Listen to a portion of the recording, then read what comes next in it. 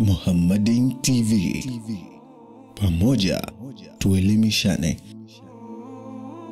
Aidan min alfawaid, miongoni mwa faida, na hii ni faida muhimu sana, tusikilizane kwa makini. Jawazu dhabhi almar'ati binafsiha, inafaa mwanamke kuchinja mwenyewe. Iangalieni tena hii hadithi,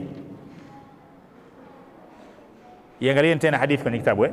Kharaja Rasulullah sallallahu alayhi wa alihi wasallam wa ana ma'ahu fadakhala ala imra'atin min al-ansari fadhabahat lahu shatan, fadhabahat lahu shatan. Huyu mwanamama akachinja mbuzi kumchinjia nani?